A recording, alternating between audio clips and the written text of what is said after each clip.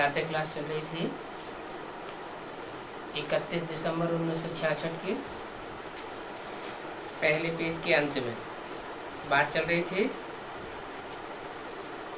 अभी तुम संस्कार भर रहे हो, तुम्हारी इस रावण के साथ लड़ाई है। क्या कहा? तुम संस्कार भर रहे हो और तुम्हारी लड़ाई रावण के साथ। क्या संस्कार भर रहे हो? दैवी संस्कार। ये लड़ाई लड़ना दैवी संस्कार होता है? असुरी संस्कार। रावण से लड़ाई लड़ना दैवी संस्कार है या नहीं है? नहीं। लड़ाई न लड़े, सरेंडर कर दे।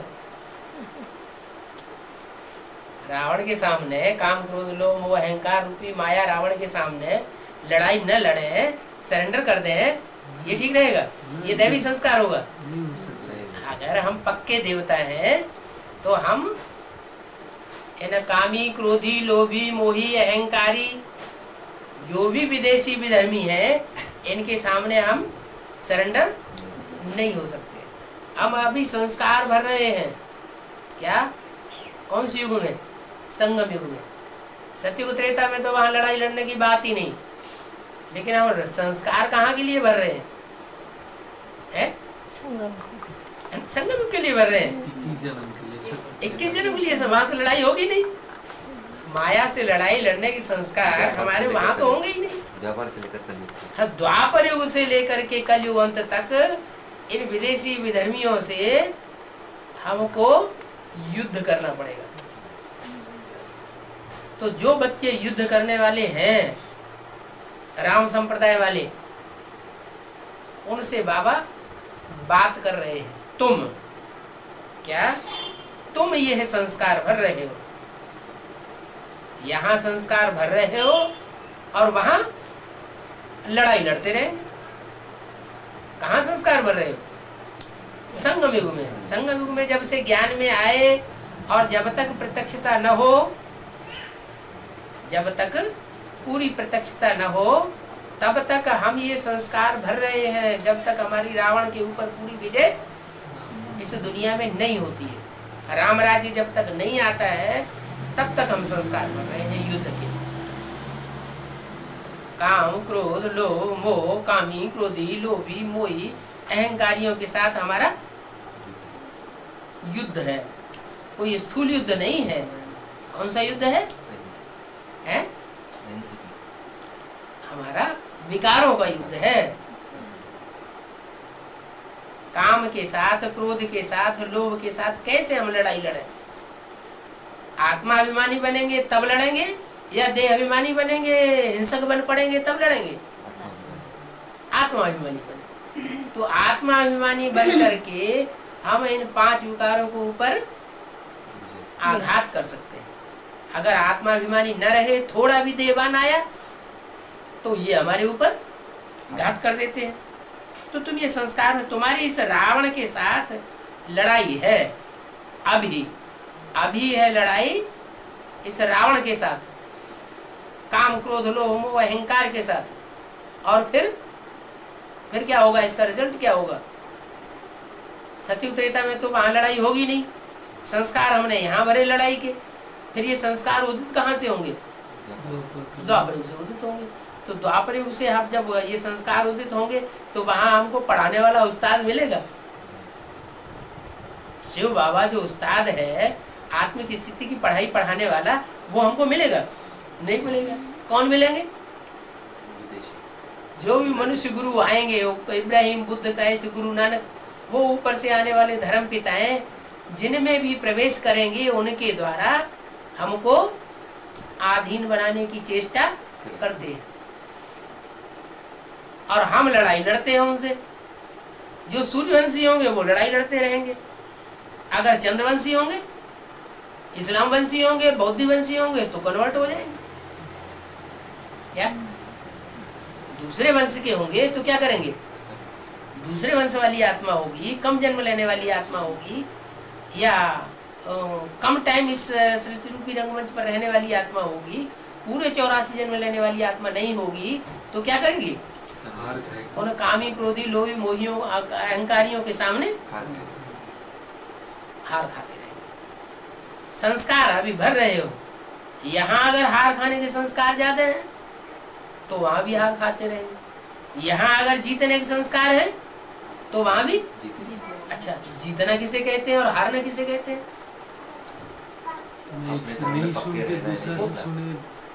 वो युद्ध लड़ने वाला, चलो युद्ध करने वाला युद्ध करे और युद्ध करते करते खेत हो जाए, मृत्यु हो जाए, तो हार गया या जीत गया?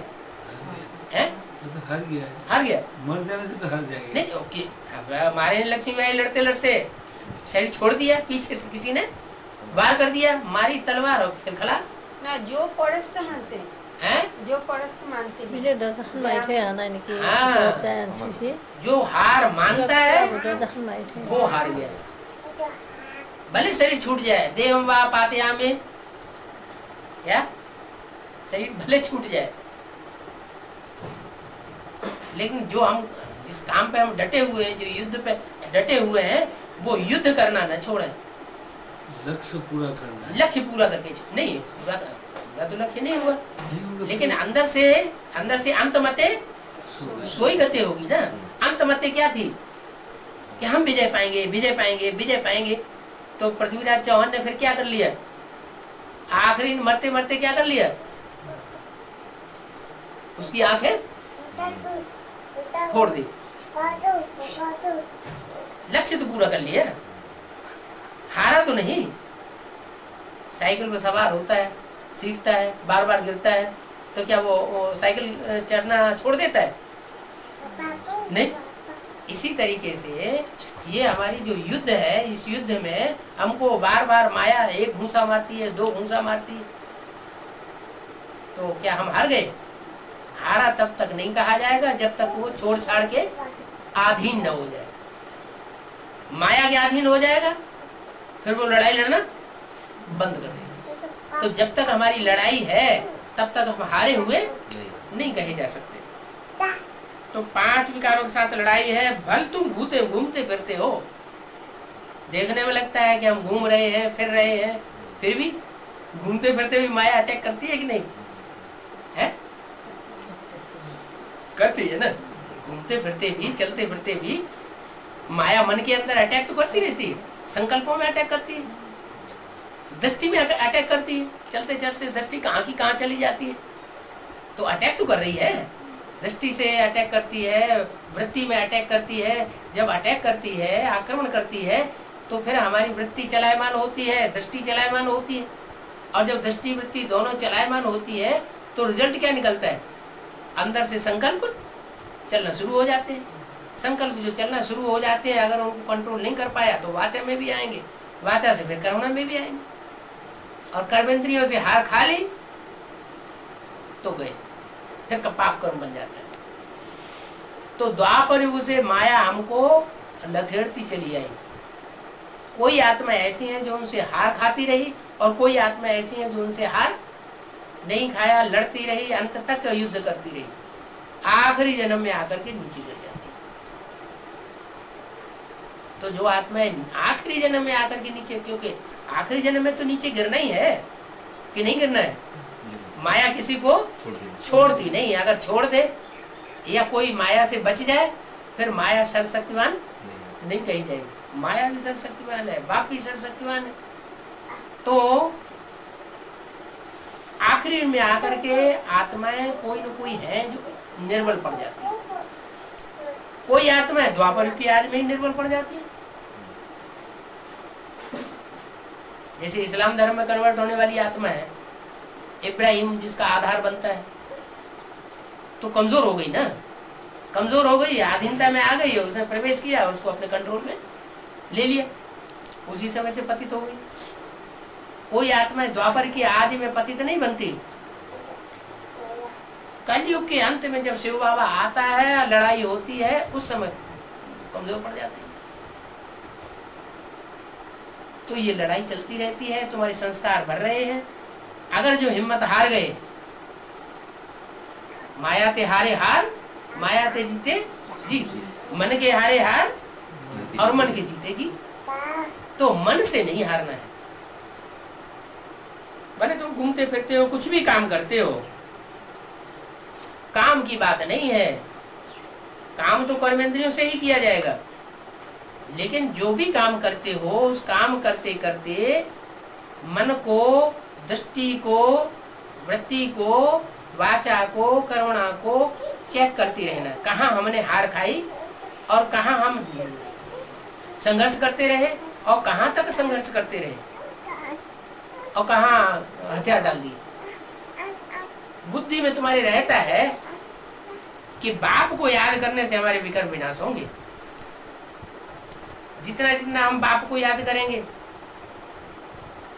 उतना विकर्म विनाश होंगे।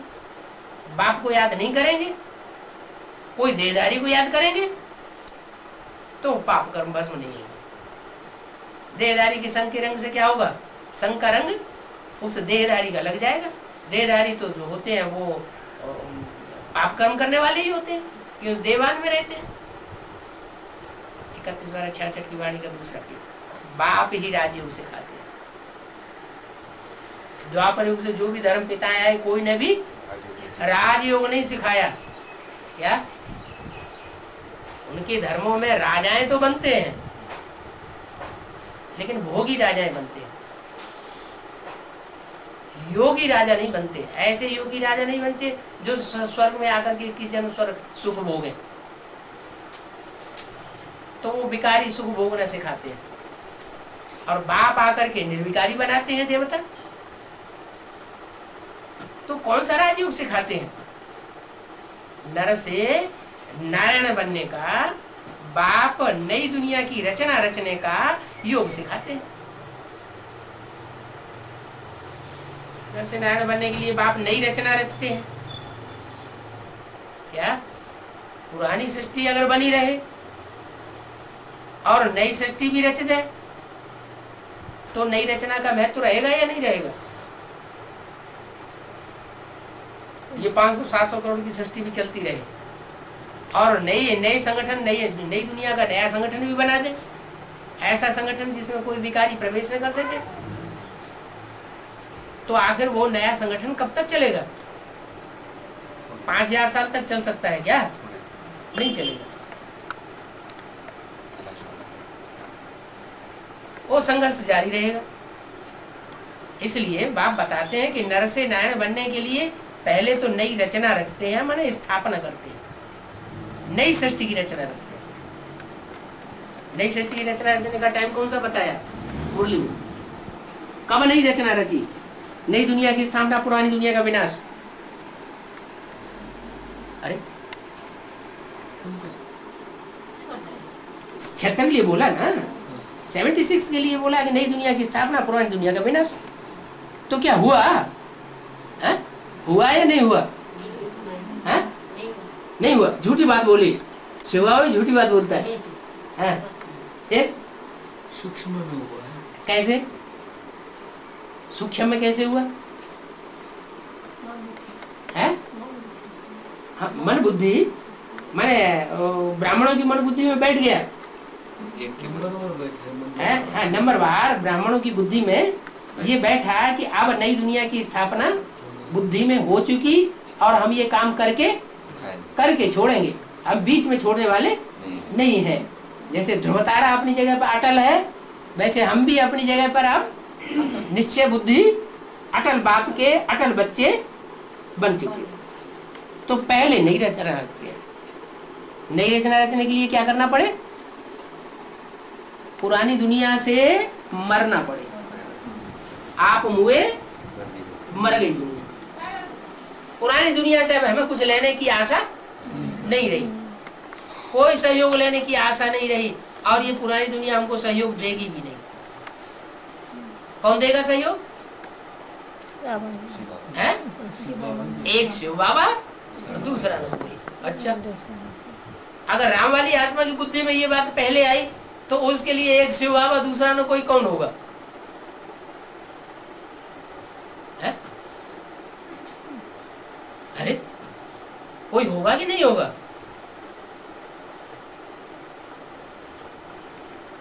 अरे वो आत्मा आस्तिक होगी या नास्तिक होगी? आस्तिक। आस्तिक है तो फिर आस्था होनी चाहिए किसी व्यक्ति के ऊपर। शिव बाबा तो व्यक्त है नहीं उस समय 76 में। शिव बाबा व्यक्त था या अव्यक्त था? है बिंदु था ना, बिंदु ही था ना कि व्यक्त था? हाँ तो व्यक्त में, लेकिन पूरा तो प्रत्यक्ष नहीं हुआ था। अभी भी पूरा प्रत्यक्ष नहीं है, अभी पूरा प्रत्यक्ष है। हाँ थोड़ा बहुत तो मतलब प्राय 16,000 तो पूरा मान लिया अभी। मान लिया, ये जान लिया, मान भी लिया कि बच्चे तुम्हारा बाप आया हुआ है। ये समझ लिया। 16,000 की तरह 8,000 आने वाले हैं, और 8,000 है उसपे भी बहुत विरोधी आ जाए। धर्मराज बाप है, ये जान लिया।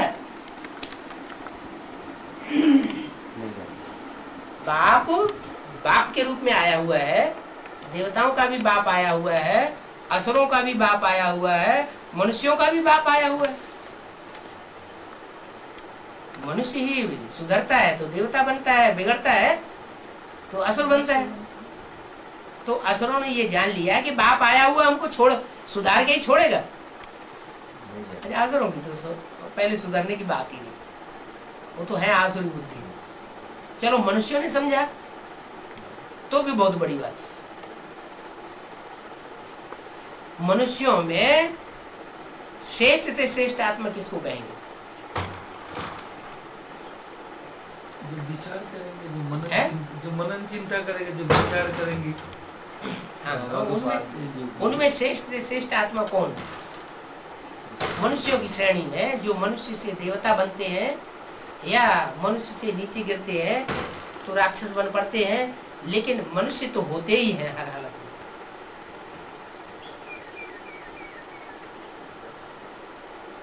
मनुष्यों में पहला मनुष्य कौन है? महादेव शंकर है? मनुष्य में पहला मनुष्य कौन?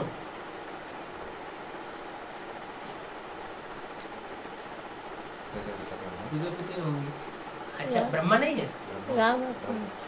ब्रह्मा को मनुष्य नहीं कहेंगे? तो रचना होगा। है? तो रचना होगा, पहला रचना होगा। पहली रचना है तो रचना मनुष्य सृष्टि की नहीं हुई है? मनुष्य तो है। आखिर चलो बहुत मनन चिंतन मंथन गहरा नहीं किया, लेकिन कुछ तो किया। आखिर शिव बाबा जब बोलते थे तो ब्रह्मा की सोल भी कुछ न कुछ इंटरफियर करके अपने मन से बोलती थी या नहीं बोलती थी? तो बोलती थी तो कुछ मनन चिंतन मंथन किया ना। चलो बेसिकली किया, लेकिन किया तो ना, तो मनुष्य तो हुआ। क्या मनुष्य हुआ? और मनुष्य सृष्टि का पहला मनुष्य हुआ।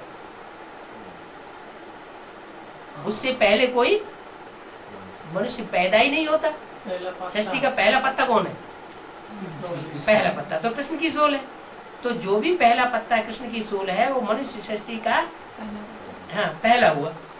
अब मनुष्य सृष्टि का जो पहला पत्ता है वो जब तक न समझे तब तक ये मनुष्य सृष्टि सुधरने वाली नहीं। देवताओं की तो बात ही छोड़ दो, देवताएं तो इशारे से समझ जाते हैं। यज्ञ के आदि में जो देव आत्माएं थी वो इशारे से समझ गई, और समझ करके तो उनकी बुद्धि में बैठ गया पहले ही, और यज्ञ छोड़ के बड़े आराम से चली गई। उन्होंने चिंता नहीं की कि हमको आपाधापी करके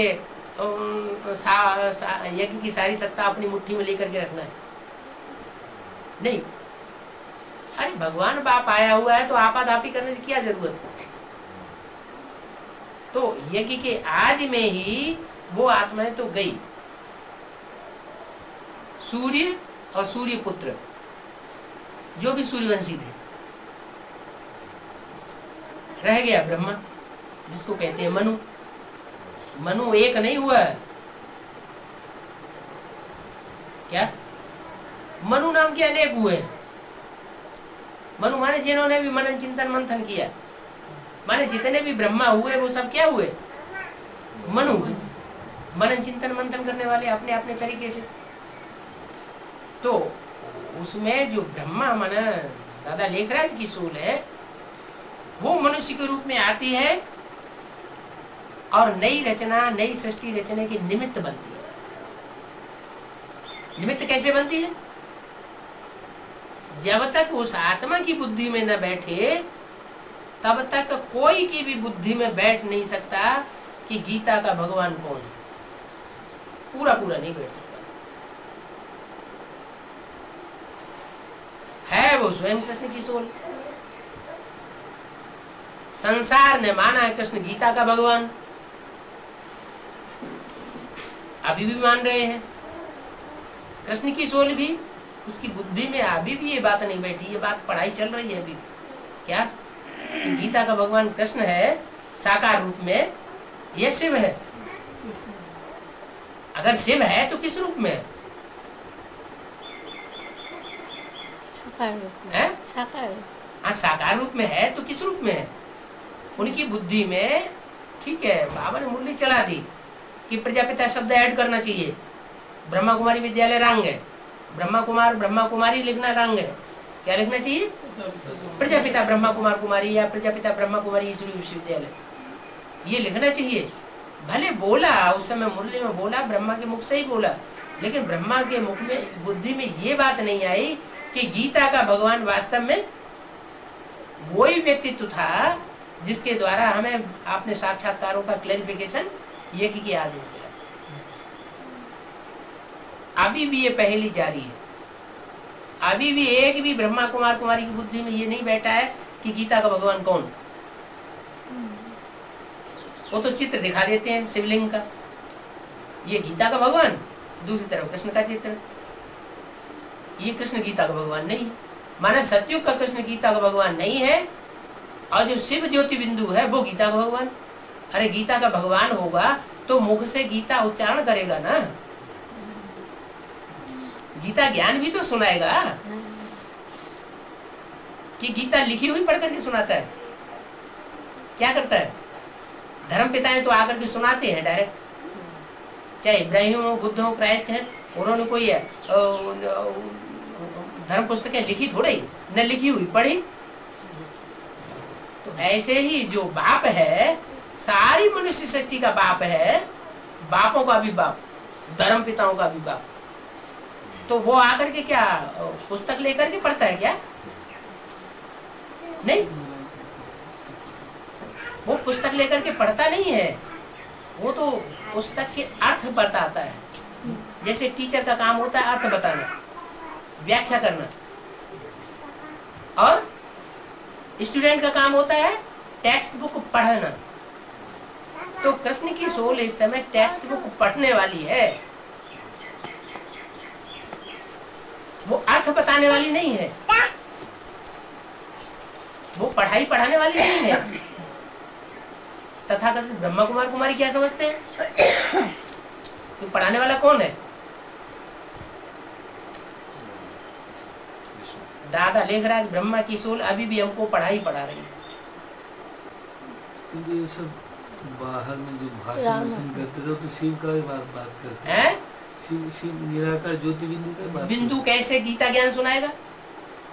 वो गीता पति भगवान है, गीता साकार में होगी ना। गीता माता है, सर्व शास्त्र शिरोमणि है। शास्त्र माने शासन करने वाला विधान। तो शासन का जड़ पुस्तक करेगी या मनुष्य करेगा? शासन कौन करेगा? जब कोई चैतन्य ही तो शासन करेगा। तो जो शासन करने वाला श्रेष्ठ से श्रेष्ठ है वो तो गीता है, गीता माता है। और गीता माता का पति कौन है? शिव। शिव बिंदु। बिंदु बिंदु आत्माओं को तो वो बिंदु बिंदु बाप है। बिंदु आत्माओं का ज्योति बिंदु बाप है, दूसरा कोई संबंध नहीं बनता। संबंध दूसरे कब बनते हैं? जब वो साकार में प्रवेश करता है। तो साकार में प्रवेश होने के बाद वो गीता पति भगवान है। गीता माता है तो रचना है ना किसी की, पति की रचना है ना। पति पहले है या माता पहले है? पहले पति है। तो पति पहले माता की रचना करता है, फिर बच्चों की रचना करता है। तो पहली रचना है गीता माता। रचना गीता माता रचना है या रचयिता है? रचना है ना। तो जो रचना है गीता माता, उसको रचा किसने? शिव ने। शिव तो ज्योति बिंदु का नाम है। मेरा नाम शिव ही है, मेरी बिंदी का नाम शिव है, वो कभी बदलता नहीं है। जब मैं शरीर धारण करता हूं तब मेरा नाम बदलता है। तो शरीर धारण किया, तो जिसमें शरीर पहले पहले धारण किया वो हुआ प्रजापिता, और जिस माता में शरीर धारण किया वो हुई माता, यज्ञ माता। यज्ञ के आदि में जिनके बारे में आया ना बात कि ऐसे ऐसे बच्चे तो मम्मा बाबा को डायरेक्शन देते थे, ड्रिल कराते थे, टीचर बनकर के बैठते थे, हम समझते थे ये बहुत अच्छा नंबर माला में आएंगे।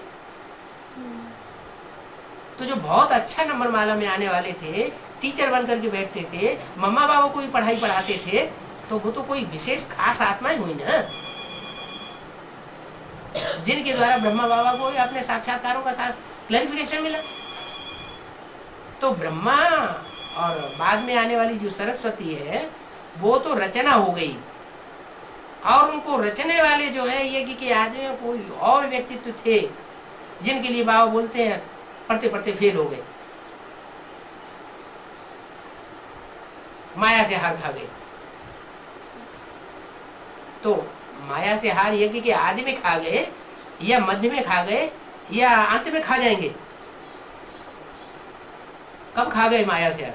कब फेल हुए? आदि में फेल हुए। कोई जरूरी है जो आदि में फेल हुआ बोलते में भी फेल हो जाएगा? ये तो कोई बात नहीं है। जो आदि में फेल हुए वो अंत में पास भी हो सकते हैं, और माया इस दुनिया में किसी को छोड़ती नहीं है।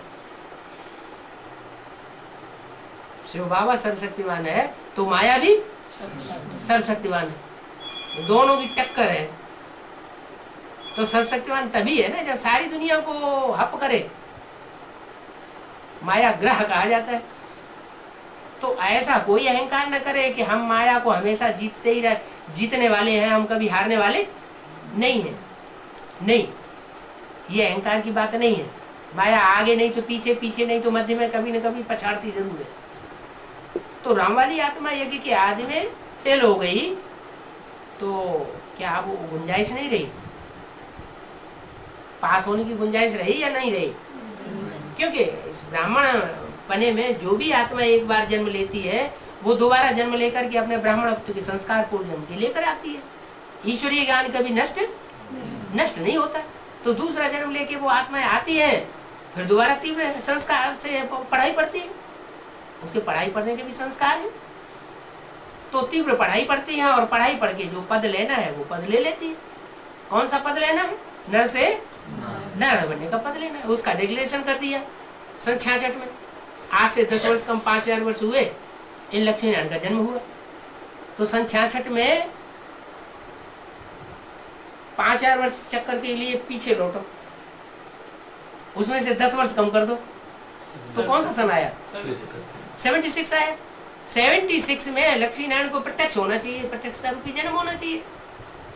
तो वही राम सीता वाली आत्माएं जो है, जो यज्ञ के आदि में छोड़ करके चली गई थी, ब्रह्मा बाबा के शरीर छोड़ने के बाद, मम्मा के शरीर छोड़ने के बाद फिर यज्ञ में आती है, और यज्ञ में आने के बाद सन 76 तक तो गुप्त रहती है, और 76 के बाद उनकी प्रत्यक्षता रूपी जन्म ज्ञान के आधार पर हो जाता है। ये दिव्य जन्म है। ये दिव्य जन्म सन 76 में हुआ। सन 76 में जब दिव्य जन्म होगा तो वो आत्माएं कुछ काम करेंगी कि नहीं करेंगी? वो कोई छोटे बच्चे का जन्म तो नहीं है, स्थूल गर्भ का तो जन्म नहीं है, वो तो ज्ञान का जन्म है। तो ज्ञान का वो जन्म लेकर के वो आत्माएं अपनी नई दुनिया की रचना शुरू कर देते हैं। इसलिए बोला कि नर से नारायण बनने के लिए बाप नई रचना रचते हैं। तो नई सृष्टि की रचना की शुरुआत कब से हुई?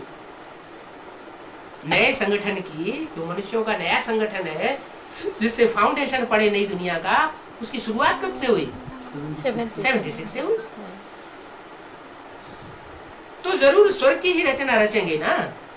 अच्छा, तो सन 76 स्वर्ग रच गया क्या?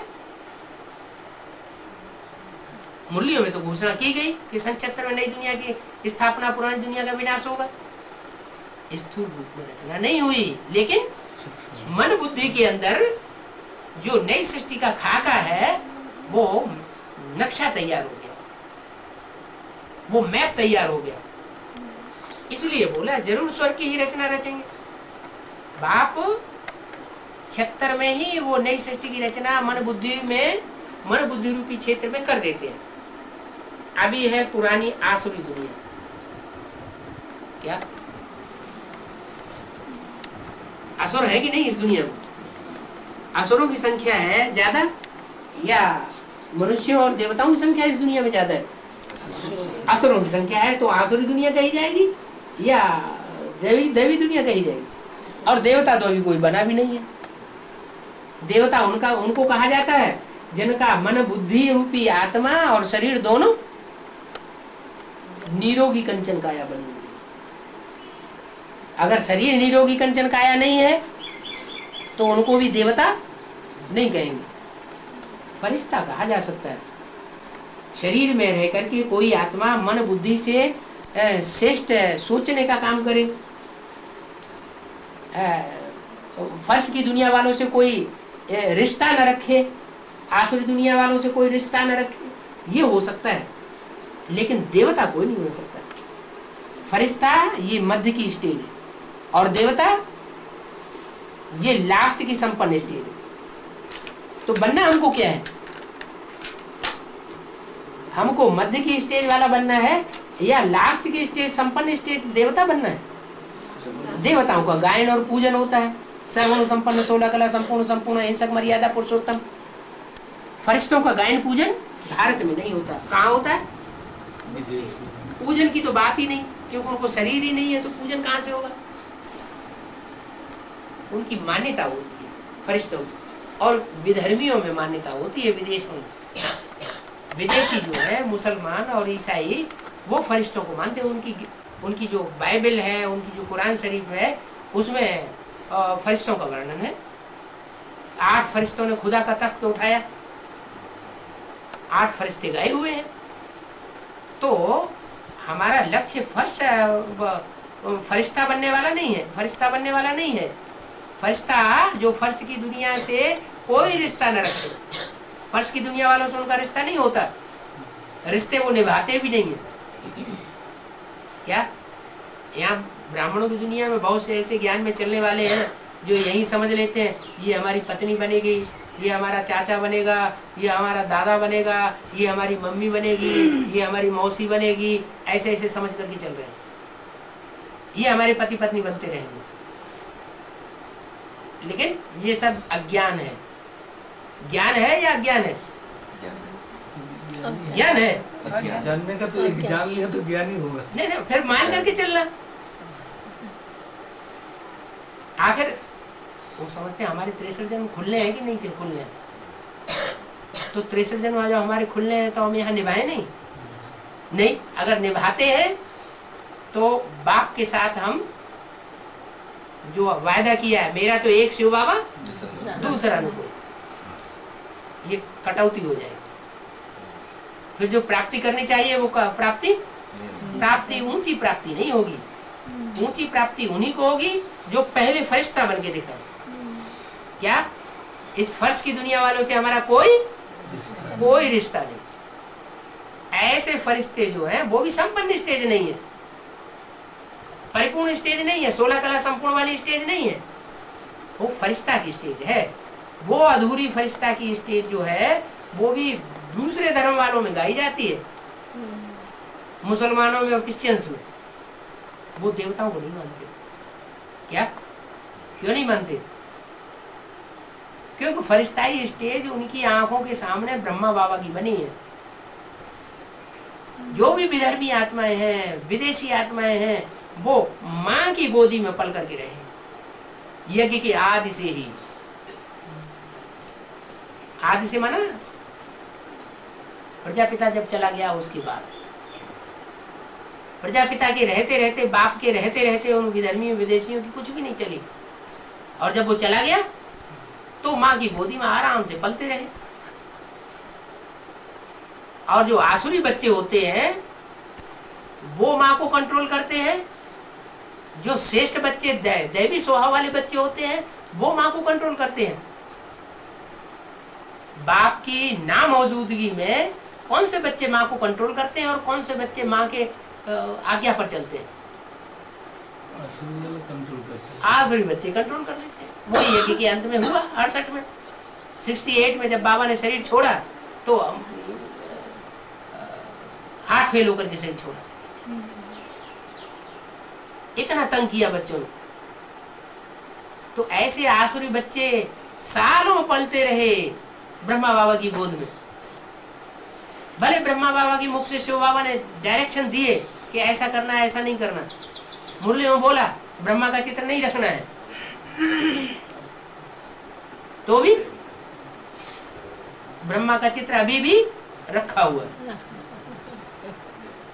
अभी तो ब्रह्मा की बात ही नहीं रही, अभी तो दीदी दादियों के चित्र जेल में रखे रहते हैं। जब ब्रह्मा के रखेंगे तो जो रखने वाले हैं वो किस दृष्टि से रखेंगे ब्रह्मा के चित्र? कि ब्रह्मा का चित्र हम रखेंगे तो कल को हमारे बच्चे आएंगे, हमारी रचना आएगी, वो हमारा चित्र भी रखेंगे। तो ये पूजा करने वाले भक्तों की बातें हैं।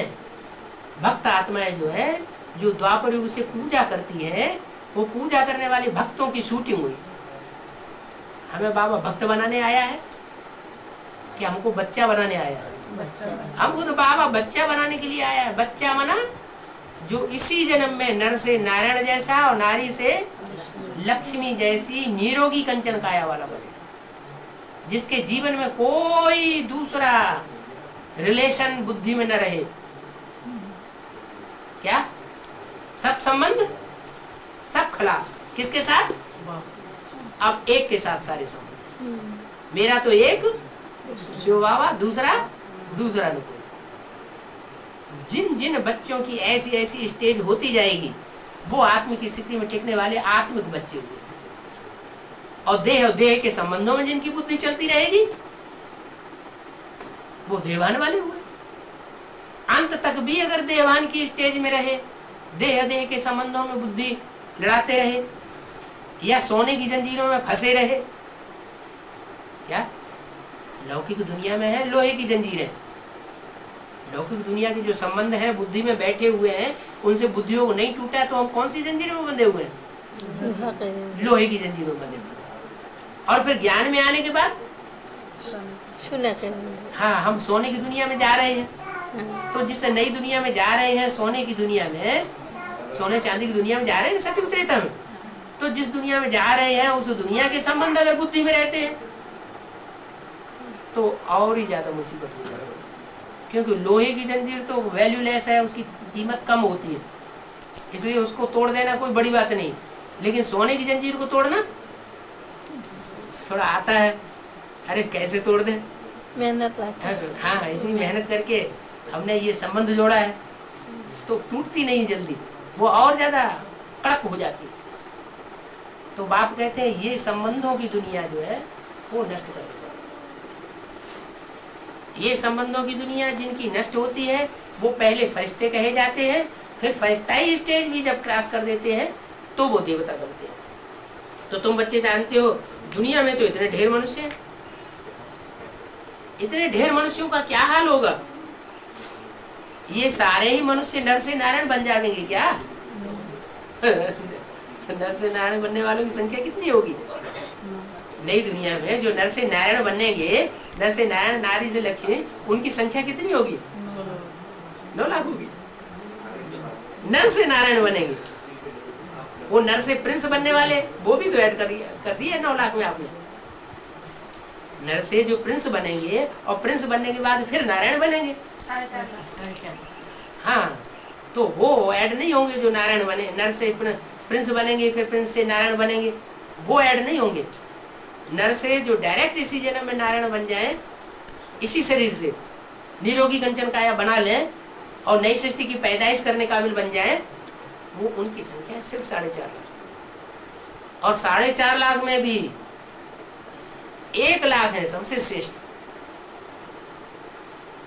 क्या 1 लाख वो है जो सूर्यवंशी चंद्रवंशी सृष्टि के बीज होंगे, वो सबसे श्रेष्ठ आत्मा है। वो डायरेक्ट बाप से पूरी पढ़ाई पढ़ते हैं, इसलिए जब भी यज्ञ रचे जाते हैं, रुद्र यज्ञ वगैरह, तो लाख लाख शालिग्राम बनाने का वहाँ बड़ा महत्व माना जाता है। तो बाप आए हैं तो जरूर स्वर्ग की ही रचना रचेंगे। अभी है ही पुरानी आसुरी दुनिया। तुम बच्चे जानते हो दुनिया में जो ढेर मनुष्य हैं इन सब का क्या हाल होगा? क्या हाल होगा? सब क्या हो जाएंगे? सब खलास हो जाएंगे। रहेंगे या खलास हो जाएंगे? जो भी 500-700 करोड़ मनुष्यों की दुनिया है वो सब खलास। कौन बचेंगे? जो बाप से सन्मुख आकर के पढ़ाई पढ़ते हैं वो बचेंगे। अच्छा, ब्रह्मा और सरस्वती की सोल ने बाप से सन्मुख आकर के पढ़ाई पढ़ी या नहीं पढ़ी? है? पढ़ी। कब पढ़ी? कब पढ़ी? आदि में है? आदि में यज्ञ के आदि में पढ़ी। तो आगे की यज्ञ के आदि में क्या उन्होंने जान लिया था ये बाप है? ये जाना? नहीं जाना। जब जाना ही नहीं तो भले पढ़ाई पढ़ी, शूटिंग तो हो गई, उस बाप से जन्म लेने की शूटिंग तो हो गई, लेकिन पहचान नहीं हुई, ज्ञान ही नहीं हुआ। तो ज्ञानी तू आत्मा तो बने नहीं। मुझे कौन सी आत्मा प्रिय है? ज्ञानी तू आत्मा मुझे विशेष प्रिय है। भक्त आत्मा मुझे प्रिय नहीं है। तो ज्ञानी लिस्ट में नहीं आए। जो ज्ञानी की लिस्ट है वो वही लिस्ट है जो सत्युग की आदि का फाउंडेशन डालने वाले बच्चे। वो सत्युग का आदि का फाउंडेशन डालने वाले बच्चों की जो प्रजावर्ग की भी आत्माएं होंगी वो भी ज्ञानी तू आत्माएं होंगी। उनकी आखिरी स्टेज ऐसी होगी जिसमें उनके पूरे अपने 84 जन्मों का ज्ञान होगा। तो सारी दुनिया का बेहाल होने वाला है। क्या? शरीर उनके साथ के खलास हो जाएगा। आत्मा परमधाम वासी हो जाएगी। हमारी आत्मा भी परमधाम वासी होगी, लेकिन हमारा शरीर सुरक्षित रहेगा। हमारा शरीर इस दुनिया में सुरक्षित रहेगा और उस शरीर को ही हम रिज्यूविनेट करेंगे, कंचन काया बनाएंगे, निरोगी बनेगी काया। हम शिव बाबा हमको आकर के कैसा वर्षा देते हैं जिसमें तुम्हारी आत्मा और शरीर रूपी नैया दोनों का खेवैया एक बाप है। ये विषय वैतरणी नदी है, ये विषय वैतरणी सागर है, ये संसार सागर है। कौन सा सागर है? विषय सागर है। काम क्रोध लोभ मोह अहंकार ये विषय विकार जो है भरे हुए हैं। इस संसार सागर से हमको पार ले जाएगा, हमारे शरीर रूपी नैया को पार ले जाएगा या नहीं ले जाएगा? क्या निश्चय करके बैठे हैं? पार ले जाएगा। या बीच में डुबोने वाला नहीं है। पार ले जाएगा। कहाँ ले जाएगा पार और कैसे ले जाएगा? बता दिया, चंद्रकांत वेदांत जहाज। क्या? उस जहाज की कांति कैसी है?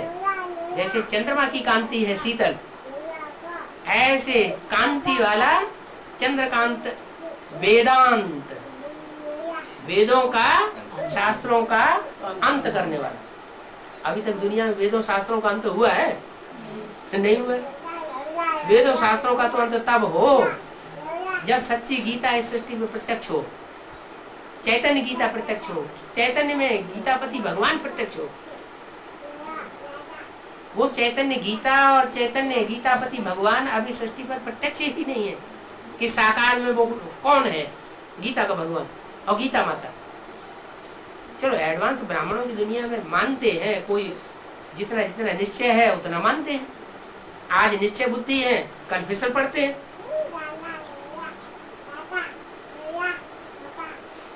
तो भल है, बच्चे प्लान्स बनाते हैं, दुनिया भी अपनी प्लानिंग बनाती है कि जनसंख्या कम हो दुनिया की, लेकिन जनसंख्या बढ़ रही है या कम हो रही है?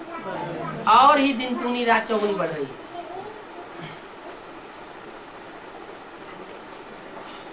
जब हिंदुस्तान पाकिस्तान का बंटवारा हुआ, हिंदुस्तान को स्वराज्य मिला झूठा, तो झूठे स्वराज्य में क्या हुआ? जनसंख्या थोड़ी थी या अभी जैसी थी? उस समय 40 करोड़ ही थे और अब अब 100 करोड़ से भी ऊपर हो गए। तो कहाँ 40 करोड़ और कहाँ 2.5 गुने। तो जनसंख्या तो दिन दूनी रात चौगुनी बढ़ रही है। तो इनकी जो भी प्लानिंग है, फैमिली प्लानिंग दुनिया वालों की, दुनिया के सभी देशों में जो प्लानिंग चल रही है वो सब बेकार। असली प्लानिंग तो शिव बाबा आकर के गीता ज्ञान के द्वारा कर देते हैं। ये महाभारत गृह युद्ध होता है और सारी दुनिया खलास हो जाती है, स्वाहा होती है। विलायत में तो 5-6 बच्चे भी इकट्ठे पैदा कर देते हैं। जैसे कुतरिया को ढेर सारे बच्चे पैदा हो जाते हैं एक ही बार में। तो वो तो है ही इस्लामियों की दुनिया, क्रिश्चियंस की दुनिया, उसकी तो बात ही छोड़ दें। और ज्यादा बच्चे पैदा करने वालों को वहां इनाम भी मिलता है। क्या? जो ज्यादा बच्चे पैदा करे माने ज्यादा विकारी बने तो उसको ज्यादा इनाम मिलेगा। इसका मतलब वो विकारों को बढ़ाने वाले हैं या विकारों को घटाने वाले हैं? वो हैं सारे ही धर्म, इस्लामी, बौद्धिक, क्रिश्चियन, ये सब हैं विकारों को बढ़ाने वाले। और सिर्फ देवी देवता सनातन धर्म है विकारों को क्या खलास करने वाला, विकारी दुनिया को ही खलास कर देगा। तो बोला तो जब इनाम मिलता है ज्यादा बच्चे पैदा करने वालों को, तो फिर प्रजा कम कैसे होगी? और इस्लामी कंट्रीज में तो फैमिली प्लानिंग चलती ही नहीं। वो उनका तो शुरुआत से ही नारा रहा कि ज्यादा जनसंख्या बढ़ेगी तो हम सारी दुनिया पे छा जाएंगे, सारी दुनिया में हमारा राज्य हो जाएगा। हाँ, वो सारी दुनिया के ऊपर राज्य करने के लिए ज्यादा बच्चे पैदा कर रहे हैं और छा भी गए एक टाइम। अभी 100-200 साल से क्रिश्चियंस ज्यादा बढ़ गए। पहले तो सारी दुनिया में मुसलमान ही मुसलमान थे, मुसलमानों का ही राज्य था। तो प्रजा कम नहीं हो सकती, और ही जास्ती प्रजा बढ़ती जाएगी। जितनी फैमिली प्लानिंग की दवाइयां बनाते जाएंगे, इंजेक्शन बनाते जाएंगे, गोलियां बनाते जाएंगे, उतनी ही ज्यादा और ज्यादा बढ़ेगी। क्योंकि ऊपर से आने वाली आत्माएं तो लगातार और बढ़ती बढ़ती आ रही है, कम होने का सवाल नहीं है। वो इस बात में खुश होते हैं कि ज्यादा बच्चे पैदा हो, क्योंकि इनको तो बहुत लक्ष्य चाहिए। इनको दुनिया की आबादी में ज्यादा अपने धर्म के चाहिए। लड़ाई पर भी मनुष्य करोड़ों होंगे, लड़ाई लड़ते हैं तो जितनी बड़ी सेना होती है तो समझते हैं हम जीत जाएंगे। भारतवासी राजा होते थे, उनकी थोड़ी सेना होती थी, और जो मुसलमान आते थे आक्रमण करने तो उनकी ढेर की ढेर लाखों की तादाद में सेना होती थी। तो क्या उनकी बुद्धि में, मेंटलिटी में ऐसा है कि हमारी ज्यादा सेना होगी तो हम विजयी होंगे। लेकिन बाप कहते हैं शेर जैसा एक बच्चा पैदा करना अच्छा या गधेड़े जैसे सैकड़ों बच्चे पैदा करने अच्छा? एक ही शेर पैदा करो ना। इसलिए भारत की आबादी देवी देवता सनातन धर्म की कम होती है और दूसरे धर्मों की आबादी लगातार बढ़ती चली जाती। एक सिख धर्म है जिसकी आबादी नहीं बढ़ी है। उसका कारण यह है कि उस सिख धर्म ने देवता धर्म को फॉलो किया। एक नारी सदा ब्रह्मचारी, उनका ये नारा रहा है। तो जब जीवन में एक ही नारी करेंगे तो विकार ज्यादा, वासना नहीं बढ़ेगी। नई नई नारियां बढ़ाते चले जाएंगे तो विकार और ज्यादा बढ़ते चले जाते हैं। ज्यादा बच्चे पैदा होते हैं, ज्यादा बच्चे पैदा करने से संसार में उनकी संख्या तो बढ़ती है, संख्या बढ़ती है और उनका प्रभाव भी बढ़ता है। क्यों? क्योंकि वो चाहते हैं प्रजा के ऊपर प्रजा का राज्य हो जाए इस दुनिया में। वो राजाओं का राज्य पसंद नहीं करते दुनिया वाले, दुनिया के धर्म वाले, विदेशी लोग। इसलिए कलयुग के अंत में आकर के सारी दुनिया में प्रजा के ऊपर प्रजा का राज्य हो जाता है, राजाओं का राज्य ही खलास हो जाता है। अब बाप आए हैं राजा ही स्थापन करने। क्या बनाने आते हैं बाप? तुम बच्चों को राजा बच्चा बनाने आते हैं। ये राजाई और कोई सिखा ही नहीं सकता। एक बाप के सिवाय कोई राजा ही नहीं सिखा सकता। विकारी राजाएं बनना सिखाते होंगे, लेकिन निर्विकारी राजा बनना सिर्फ बाप ही आकर के सिखाते हैं। कौन सी यूनिवर्सिटी खोलते हैं? कौन सी यूनिवर्सिटी? Godly university. नाम क्या होता है? सिर्फ ईश्वरी विश्वविद्यालय, आगे पीछे कुछ नहीं। प्रजापिता ब्रह्मा कुमारी ईश्वरी विश्वविद्यालय, आध्यात्मिक ईश्वरी। अच्छा, तो प्रजापिता ब्रह्मा कुमारी ईश्वरी विश्वविद्यालय ये कब स्थापन हुआ है? प्रजापिता ब्रह्मा कुमारी ईश्वरी विश्वविद्यालय कब स्थापन हुआ? 76 में स्थापन। उससे पहले प्रजापिता ब्रह्मा कुमारी ईश्वरी विश्वविद्यालय नहीं था। ये चित्र बहुत पुराना है, 66 का है, और सीढ़ी का चित्र बहुत पुराना है, सन 66 में। इसमें नहीं लिखा प्रजापिता ब्रह्मा कुमारी ईश्वरी विश्वविद्यालय। 76 कैसे है? कब स्थापन हुआ? तो प्रजापिता नहीं है, प्रजापिता तो नहीं। हाँ, प्रजापिता नहीं था, ब्रह्मा कुमारी ईश्वरी नहीं, प्रजापिता भी सन 66 में था। बाबा ने खुद मुरली में बोल करके प्रजापिता ऐड करवाया। 65 में, हाँ 66 में बाबा ने खुद मुरली में बोला है कि ब्रह्मा कुमारी विद्यालय लिखना रंग है, इसको लिखो प्रजापिता ब्रह्मा कुमारी ईश्वरी। तब चित्रों में ये नए चित्र बने दूसरे, सीढ़ी का और इसका लक्ष्मी नारायण का चित्र, उसमें प्रजापिता शब्द ऐड किया गया। तो जब ऐड किया गया तभी तो कहेंगे किसकी स्थापना हुई, कि उससे पहले से कहेंगे है? तभी से हुई। प्रैक्टिकल में सन 66-65 से कहेंगे।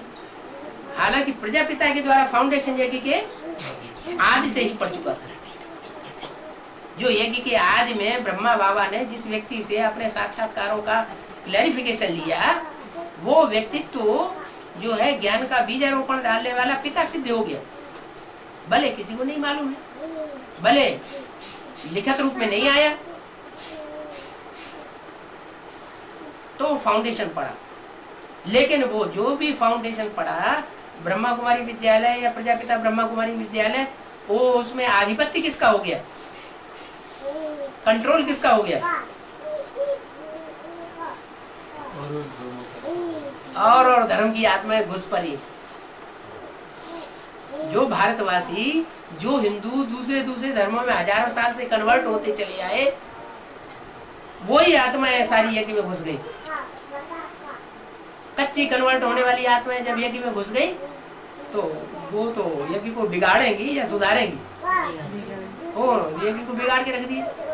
बाबा के महावाक्यों को फॉलो ही नहीं किया, उन्होंने देहधारी ब्रह्मा को फॉलो किया। ब्रह्मा के चित्र बनाए, ब्रह्मा से प्यार किया, एक शिव बाबा दूसरा न कोई, ये बात भूल ही गए।